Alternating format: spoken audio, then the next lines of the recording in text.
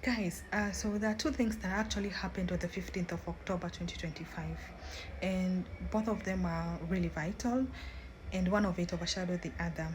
So on 15th of October 2025, we had the announcement that Right Honorable Raila Amolo Odinga had passed. May his soul rest in peace. This is the father of democracy, the father of political accountability, and anytime you're talking about the 2010 Kenyan constitution, you're talking about devolution, you're talking about all these matters, um, he's in the picture, actually in the picture. So may his soul rest in peace. And on the 15th of October 2025, again, the president actually signed eight bills in place. And this is why I wanted to do this video. So I went through the 8 bills that have been signed by the president, and 3 of them actually caught my attention. Yeah, and that's why I did this video. So 3 of them actually caught my attention, and I want to briefly talk about them and why they caught my attention. So number one, I want to talk about the Land Amendment Bill 2024 and the National Land Commission Bill 2023. You know what now these bills means? This means that there's been a shifting of powers from the National Land Commission back to the Ministry of Land. Yes, and you know it's so unfortunate that this happened when Right Honorable Raila Amolo Odinga died. Raila Amolo Odinga championed for the 2010 Constitution, and in the 2010 Constitution, when it was actually passed, it created the the National Land Commission as an independent entity to actually do what? To prevent political manipulation in the land matters. And this was born out of the frustrations that most Kenyans had expressed when it came to land ownership and the struggles to actually get title deeds and the political interference in land issues. And that's why the constitution actually created this National Land Commission as an entity on its own, actually independent, to prevent what I called political manipulation. Okay, so reversing this role back to the Ministry of Land. What does this really mean? This really means that the protection that we enjoyed under the National Land Commission is actually going to reduce. Yeah, and it's going to create like a loophole where politically connected people will be easy for them to actually acquire land. Yeah, it's like we are going back to the bitter pills we used to have on land issues. And yeah, and this is really painful. I feel for the coastal region, which has actually been having issues when it comes to land rights, land ownership. And I also feel for my people in Kilifi, sorry, who have been having these kind of issues when it comes to land. This bill is not favoring us as common mwananchi.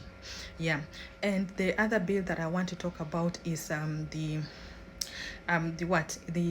computer misuse and cybercrime. Bill 2024. You know what this bill actually means? It means that the government has the powers to actually pull down, to actually block or pull down your content, either on social media or on your website, if they feel that this content is actually harmful. Okay, this is a step towards prevention of cybercrime, cyberbullying, misinformation, malinformation, disinformation, fraud, and all that. It's actually a big step towards it. But unfortunately, there's a fine line between that with transparency and accountability attached to it. I mean, we've had cases where the civic space has been instrumental in creating advocacy around social issues, right? And having this kind of bill being passed will have some controversies around that. I mean, where will be the line being drawn between the harmful content that will be termed as cybercrime or having citizens' interest? I'm thinking of how Gen Zs have been able to actually create advocacy campaigns online and being able to actually mobilize community members to actually champion for their justice online, and it's been effective. I'm just imagining if the government will now be using this kind of bill, leveraging on this kind of bill to just pull down the advocacy messages or just pull down content that are meant to be positive, yeah, or if they actually think that it's going to cause any harm, not just harm, but maybe they are threatened that it's going to actually affect them. So there's just that thin line. And I'm also thinking in terms of online civic engagement, because this, I feel like this is also having an effect on the online spaces. It's like going to shrink the civic spaces that we are having, and our freedom of expression, right? Yeah. So there need to be, you know, a fine distinction on exactly what they mean with this content, so that we cannot just be having our civic spaces being shrinked in terms of cybercrime, terming it as a cybercrime or something like that. When you put on content on your social handles or on your website, it's being pulled down by the government. That's wrong. We've had instances where civic spaces have been shrinked or shut down, and this is one of the ways that are actually bringing us back on our road to democracy. Instead of going forward, we'll be going backwards. All right. Now, the third bill that I wanted to talk about is on Privatization Bill 2025. So, you know what this bill is actually all about? Let me just ask you guys, who is your member of parliament? Yeah, because you don't have a member of parliament. You don't have a representative, in short, because that man or that woman, whoever it is, your member of parliament does not care about you. Yeah, he does not, or she does not, or they does not care about you. You know why? Tell me. Let me just tell you. No, don't tell me. Let me just tell you what I read briefly about this privatization bill 2025. So you know what the bill actually says? The bill actually removes, the bill removes the aspect where there needs to be parliamentary approvals before state-owned enterprises, or let me just say state-owned enterprises or public assets are being sold. So in short, there will be no parliamentary approvals on this. So what does this actually mean? This actually means that the executive has the powers to actually sell the state-owned enterprises without the approval of the parliament. So they can actually do it like at the back door. And they're saying that the reason why they're doing this is to ensure that they speed up economic reforms.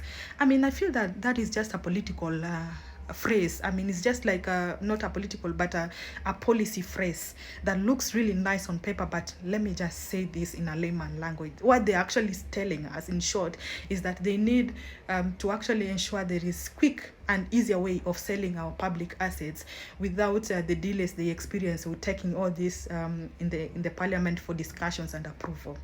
So you know what that means. We'll just be waking up to things like Kenya Railways has been sold, maybe Jomo Kenyatta International Airport has been sold, maybe Kenya Ports Authority has been sold, without us knowing, without the parliamentary approval. Yeah, and when this actually happens, that means we'll be having lots of challenges. Things might be sold at a lower market price. That's issue number one. Issue number two, these things can actually be sold to politically connected people. Yeah. And I feel like this is one of the reasons why the members of parliament did not object to this kind of bill. I mean, I feel like they also have interest in purchasing these public assets, and that's why they felt like, okay, let us do it so that I can have a leeway, an easy way for me to purchase these assets without signing those conflict of interest forms or something like that, or having that public concern on this. Because when they pass this bill, that means they can be able to actually purchase these things in the back doors. Yeah, these negotiations and everything, like selling of these assets, will be done in the back door, and we only be hearing about this when they're already done. So you can imagine, as Kenyans, is this what we had signed for? Is this what we really had signed for? Because I'm really worried about this. I'm truly worried about this. And that's why I asked, who is your member of parliament? Because I feel like these people who are members of parliament are not representing us. They're only representing their pockets, their political parties, their ambitions, and not us. They're dancing to the tunes of their masters and not anything to do with us, guys. So next time, I know someone will be asking, but how did this kind of bills pass the parliament, especially this privatization bill, where they're actually selling their powers of oversight, selling their powers to act as watchdogs, selling their powers to question, ask for transparency and accountability on our behalf as community members. They're selling it to the executive. I know you want to know why. So in the next, I will do it. I will respond to that.